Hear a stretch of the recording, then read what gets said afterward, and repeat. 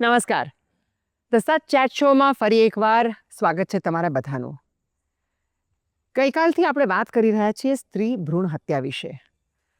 ઘણા લોકોનું એવું માનવું છે કે ફક્ત બીમારૂ સ્ટેટ્સમાં સ્ત્રી ભ્રૂણ હત્યા ખૂબ ખૂબ થાય છે, પણ ગુજરાતના આંકડા પણ એટલા જ ભયાનક છે. ઘણાનું એમ કહેવું છે કે ગુજરાતના ગામડાઓમાં થાય છે, શહેરોમાં નહીં. પણ યુનિસેફનું કહેવું છે કે શહેરોમાં જેટલું ઝડપથી થઈ રહ્યું છે ને વધી રહ્યું છે એટલું ગામડામાં નથી થતું. આજે આપણી સાથે આપણું ડિસ્કશન શરૂ કરવા ડૉક્ટર વિકાસબેન છે કે જે ગુજરાતમાં મિનિસ્ટ્રીમાં એડિશનલ સેક્રેટરી છે ફેમિલી વેલફેરના. વિકાસબેન, ઘણા બધા અત્યારે એફર્ટ્સ થઈ રહ્યા છે કે જે ડૉક્ટર્સ એમ્નિયોસિન્થેસિસ ટેસ્ટ કરીને સેક્સ ડિટર્મિનેશન ટેસ્ટના રિઝલ્ટ્સ આપે છે એ લોકોની સામે કાયદેસર સ્ટેપ્સ લેવાય છે. કરવું જોઈએ, અમે બધા માનીએ છીએ કરવું જોઈએ, કારણ કે ડૉક્ટર્સ આપણે માનીએ કે વધારે ભણેલા છે, વધારે રિસ્પોન્સિબલ હોવા જોઈએ. મારે તમને એમ પૂછવું છે કે જો ડૉક્ટર્સ આમાં ગેરકાનૂની છે તો જે માતા પિતા કરાવે છે, જે પરિવાર કરાવે છે, એ લોકોની સામે પણ એવા જ કાયદા ન હોવા જોઈએ? બે વાત કરીશ. પહેલાં તો બહેનોની ઘટતી જતી સંખ્યાની જે વાત છે એમાં આમ જો ઉંમર પ્રમાણે સેક્સ રેશિયો જોઈએ તો ઘટતી જતી સંખ્યા 3 જગ્યાએ સરફેસ આઉટ થાય છે, 3 સમયગાળામાં. એક જન્મ સમયે, એક પહેલાં 5 વર્ષમાં અને ત્યાર પછી રિપ્રોડક્ટિવ એજમાં, જેમાં બહેનોની સંખ્યા ફરીથી ઘટે છે. અને આ 3 જે ઉંમરની એજ ગ્રુપ છે એમાં ઘટતી જતી સંખ્યાના પોતાના કારણો છે, જેમાં વૈજ્ઞાનિક કારણો પણ છે અને જેમાં સામાજિક કારણો પણ સમાયેલા છે. અગાઉ જેમ વાત થઈ ગઈ તેમ એક તો દીકરીને જન્મવા જ નહીં દેવી, ત્યાર પછી એની જે કાળજી રાખીને એને જીવાડવાની હોય તેને જીવવા નહીં દેવી, ત્યાર પછી એનું જે જતન કરવાનું હોય એને જતન નહીં કરવું, અને પછી એને જે જાળવવાની હોય, મોટી થાય વહુ થઈને આવે ત્યાં સુધી એને જાળવવી નહીં. અને દીકરીની વ્યાખ્યા આપણે બહુ સમાજમાં નેરો કરી દીધી કે દીકરી એટલે મેં જન્મ આપેલી તે મારે ત્યાં આવેલી તે નહીં. અને તેને લીધે દરેકને એમ થાય છે કે આ ભોકા મળ્યો અને મારી જે બાળક હોય તેને મારા જેવી પરિસ્થિતિ ભોગવવી નહીં પડે. એટલે ઘણી બધી જુવાન બહેનો સાથે વાત કરીએ ત્યારે એમને પોતાને ખબર નથી કે એમને કેમ દીકરી નથી જોઈતી, પણ નથી જોઈતી.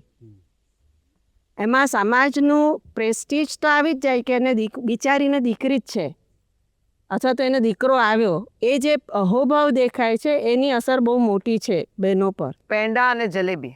હા, પણ સતત બદલાઈ રહ્યું છે. અહીંયા બેઠેલા બધા જ મોટા ભાગના એમ કહે છે કે હું એકલી મારા બાપને જોઉં છું, હું 2 જણને જોઉં છું. તો એક સમૂહ આજે એટલી હિંમત કરી શક્યો છે કે જે આ ઢાંચામાંથી બહાર નીકળ્યો છે. આવા સામાજિક જે કંઈક ફેરફારો છે એ કોઈ આંખ ઉગાડીને બંધ કરી એટલી વારમાં થતા નથી. પણ મને બહુ આશા છે કે આ રીતે ચેતના જગાવતા જઈએ તો બહુ ધીમે નહીં પણ છતાં આવતા સમયમાં આ ચેતના એની જાતે આવશે.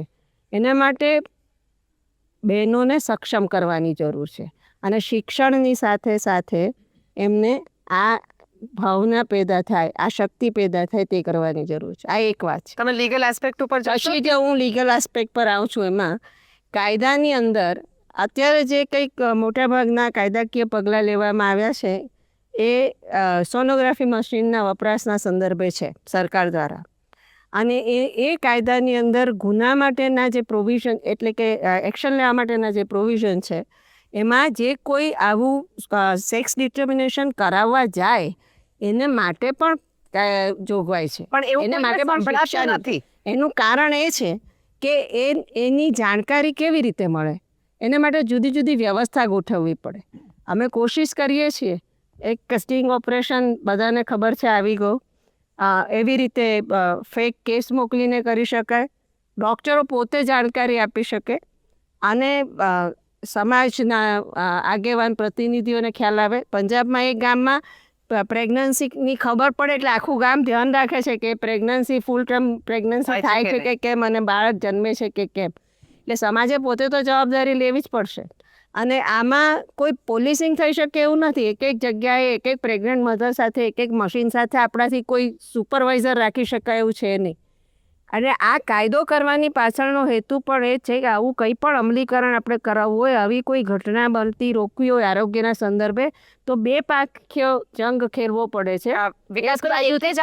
પાખીય જંગ છે. એક બાજુથી કાયદો અને બીજી બાજુ જનજાગૃતિ. એટલે અને અહીંયા વધારે છે કારણ કે જનજાગૃતિની આપણે વાત કરીએ છીએ એટલે આપણી પાસે જનતા છે, આપણી પાસે એવા સોશિયલ ઓર્ગેનાઇઝેશન છે, NGOs છે કે જે કામ કરી રહ્યા છે અને આપણી પાસે ગવર્મેન્ટના એક્સપર્ટ છે. તમારી પાછળ બે જણને કોમેન્ટ્સ કરવી છે. હમણાં વિકાસબેને જે વાત કરી કે પેશન્ટ જે કોઈ સેક્સ ડિટર્મિનેશન કરાવવા માટે આવે છે એને માટે પણ કાયદામાં જોગવાઈ છે, પણ એમને ઇન્ફોર્મેશન ક્યાંથી મળે? તો અમે ભાવનગરમાં આ પ્રકારની શરૂઆત કરી છે. અમે એક એસોસિએશન બનાવ્યું છે, PNDT રજિસ્ટર્ડ ડૉક્ટર્સ એસોસિએશન. આ એસોસિએશનમાં અમે સૌથી પહેલાં તો એ નક્કી કર્યું છે કે અમે કોઈ સેક્સ ડિટર્મિનેશન કરશું નહીં. અને આજની તારીખે ભાવનગરમાં 100% એચિવમેન્ટ છે કે અમે લોકો ભાવનગરનો કોઈ પણ ડૉક્ટર સેક્સ ડિટર્મિનેશન કરતો નથી.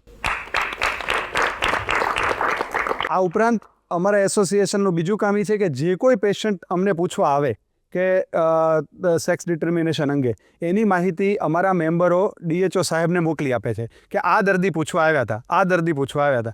અમે દર મહિને લગભગ એમને 10 થી 15 નામો મોકલીએ છીએ. હજી સુધી કોઈ દર્દી સાથે કોઈ જાતની એક્શન લેવામાં આવી નથી કે એમના નામ છાપામાં આવ્યા નથી. વાંધો નહીં. બીજી વાત, અમે છાપામાં જાહેરાત પણ દર મહિને આપીએ છીએ કે સેક્સ ડિટર્મિનેશન કરાવવું એ પણ ગુનો છે. જે અમને બોર્ડ એવા જ મૂકવાના કહેવામાં આવે છે કે આવું કામ અમે કરતા નથી, પણ એવું નથી. આવું કરાવવામાં આવે એ પણ ગુનો છે અને આવું કરાવવા માટે કે પૂછવું નહીં કે ડૉક્ટરને દબાણ કરવું નહીં. એટલે આ વાત પણ અમે જનતા સુધી લાવવા માટે પ્રયત્ન કરી રહ્યા છીએ. માફ કરજો, હું તમને ઇન્ટરપ્ટ કરું છું. આપણા નાનકડા બ્રેકનો સમય થઈ ગયો છે. બ્રેક પછી તરત આપણે આ વાત ચાલુ રાખીએ. ડૉક્ટર્સ આપણને શું કરી શકે? ડૉક્ટર્સ જો ખરેખર એમ ઈચ્છે કે અમારે પણ એક આગવું પગલું લઈ અને આ ભયંકર હિંસાને અટકાવી છે, તે લોકો શું કરી શકે? નાનકડા બ્રેક પછી.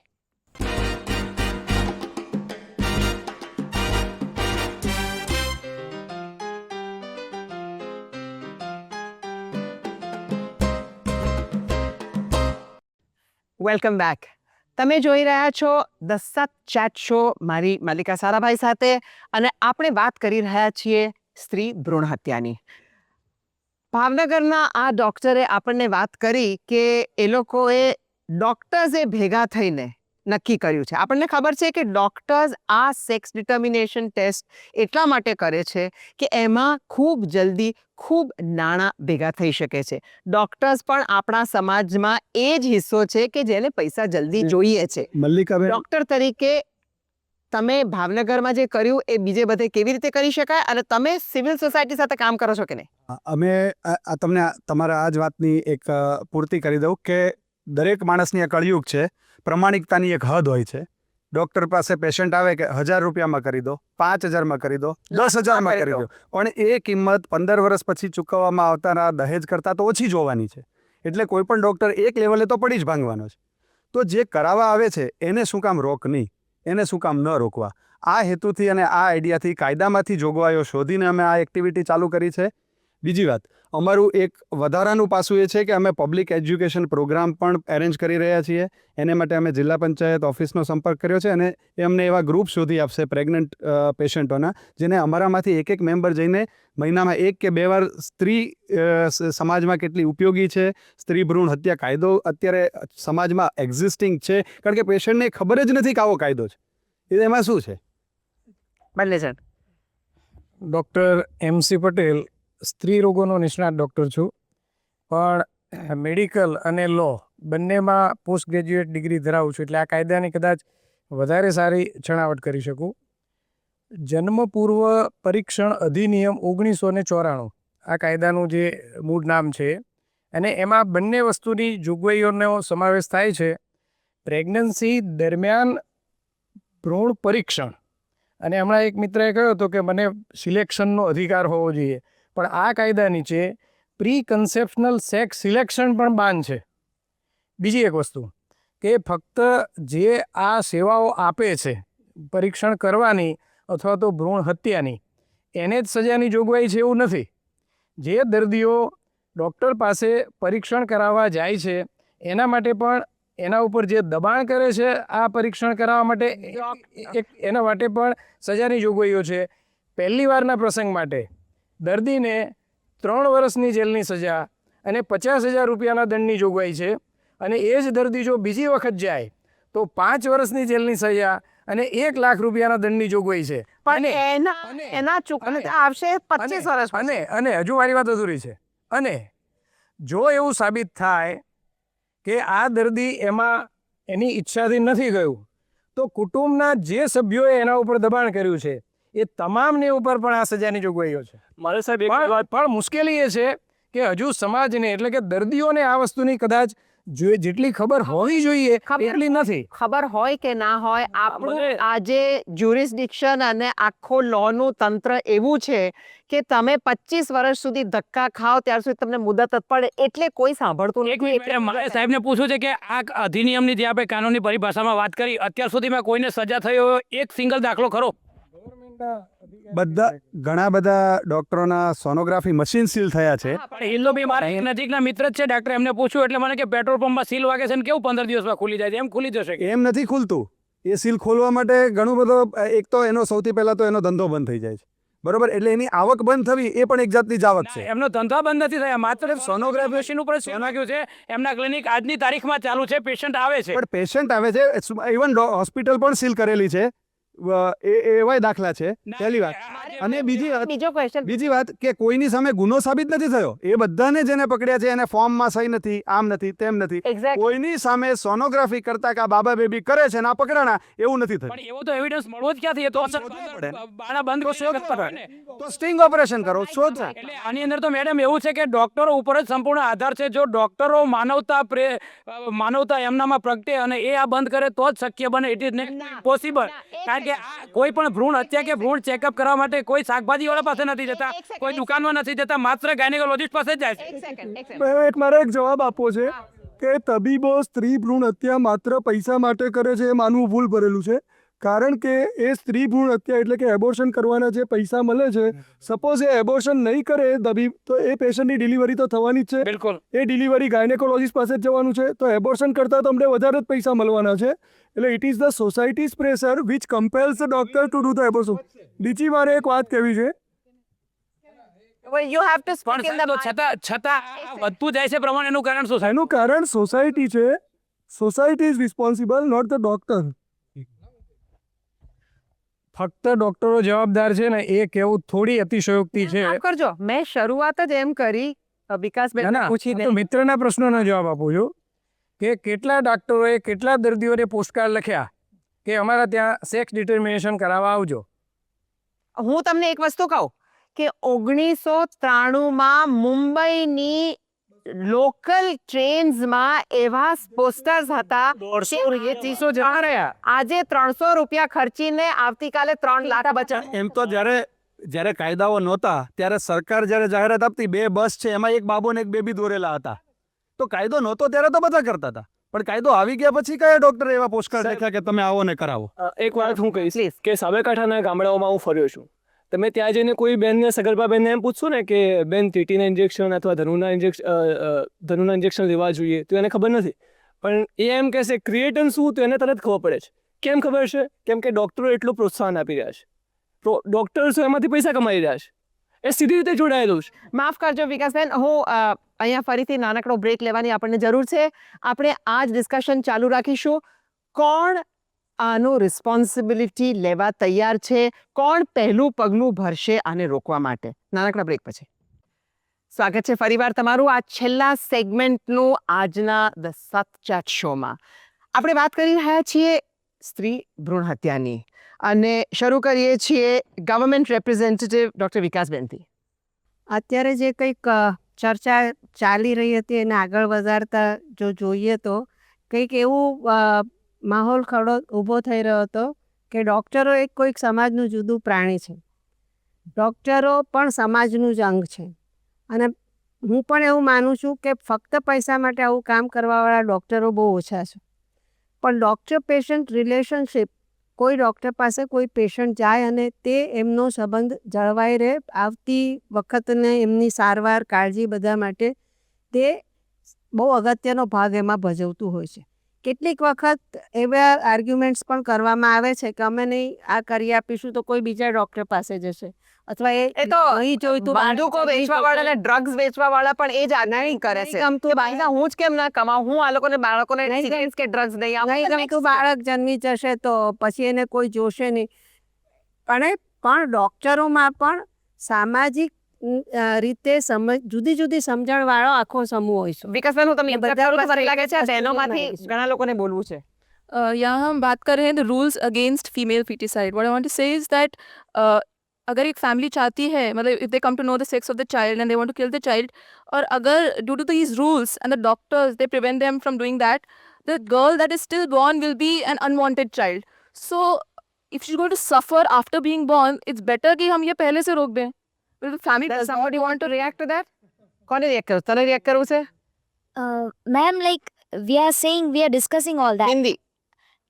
या श्योर हम ये सब बात कर रहे આપણે આ વાત કરી છે તો મને ખાલી એ પૂછવું છે કે એક સ્ત્રી પોતે કેમ ઊભી નથી રહેતી કે મને નથી કરાવવું, મારું જે બી બાળક હોય એ મારું બાળક છે, બરાબર. Whatever I want.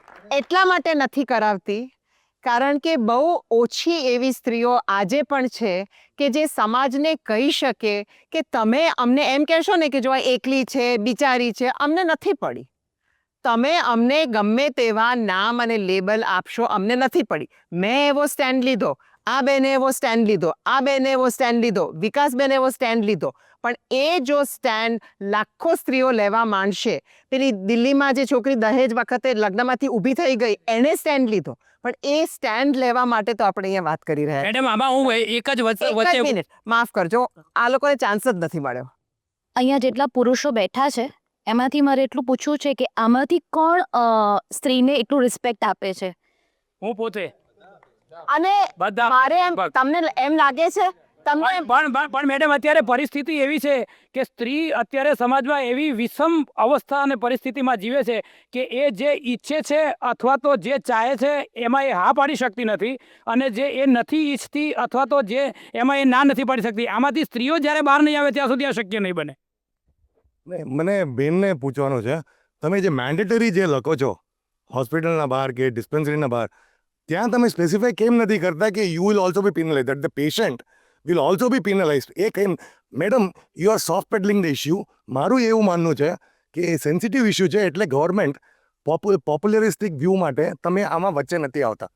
આ વસ્તુ એકદમ સાચી છે, કારણ કે દિલ્હીમાં જે સર્વે કરવામાં આવ્યો હતો એમાં એવું જાણવા મળ્યું હતું કે માત્ર 30% પુરુષો, 30% સ્ત્રીઓ અને 40% પુરુષો જ આ PNDT એક્ટ વિશે જાણે છે કે સેક્સ ડિસ્ક્રિમિનેશન કરવા જઈએ તો પણ આપણે ગુનેગાર થઈ શકીએ છીએ. એવી બહુ જ ઓછા લોકોને ખબર હોય છે. પણ એટલે એકચ્યુઅલી તો એવું પણ છે કે પ્રજાને એની બીક જ નથી, કે કોઈને ખબર જ નથી કે આને દંડમાં તો શું છે, પૈસાવાળા માણસો દંડ આપીને છૂટી જશે. અને જે પૈસા વગરના છે અને દહેજને માટે આખી જિંદગીની લોન લે છે એ પણ આ સસ્તામાં પતાવી દેશે. પતાવી દે છે. મારે આના માટે બીજું પણ એક કહેવું છે કે કેટલા ડૉક્ટર્સને પૈસાથી જ નથી તોલાતો, એમને ઇમોશનલ બ્લેકમેલ કરવામાં આવે છે. તમે તમારી પાસે હું વર્ષોથી ગાયનેકના તમે આટલું નહીં કરી આપો, એટલું નહીં કરી આપો, આપણા સંબંધોનું શું? અમે તમારા વર્ષોથી તમારા પેશન્ટ છે, આટલું નહીં કરી આપો. ચિંતકોને તમે ઇમોશનલ જ કરે છે, એ બહુ અગત્યની વસ્તુ છે. એક જ સેકન્ડ.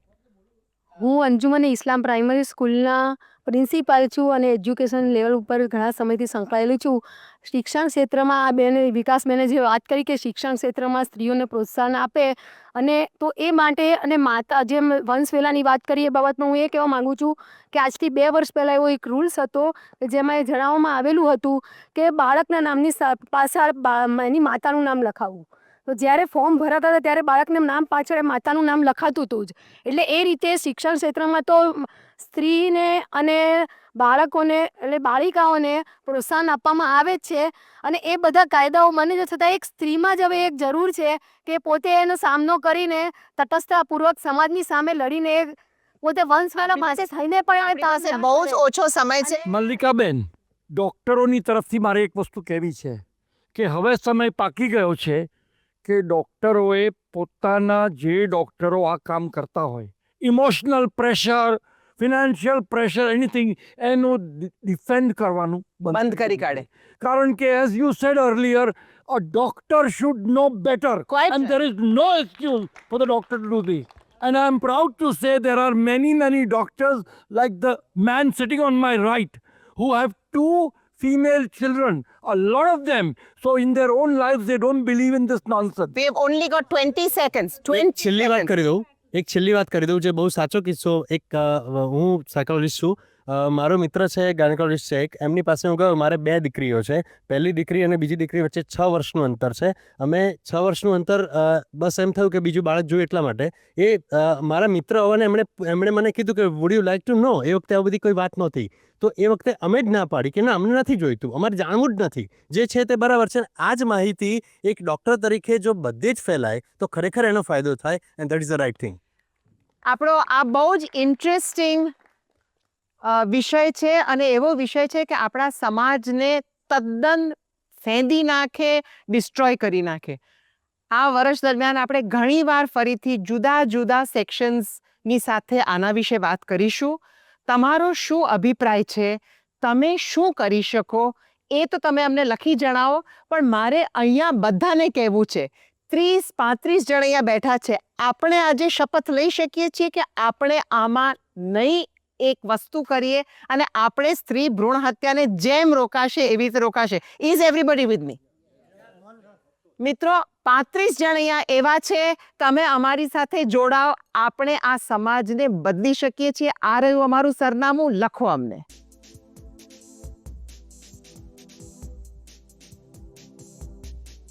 આવતીકાલે ફરીથી મળીશું. ત્યાર સુધી આવજો.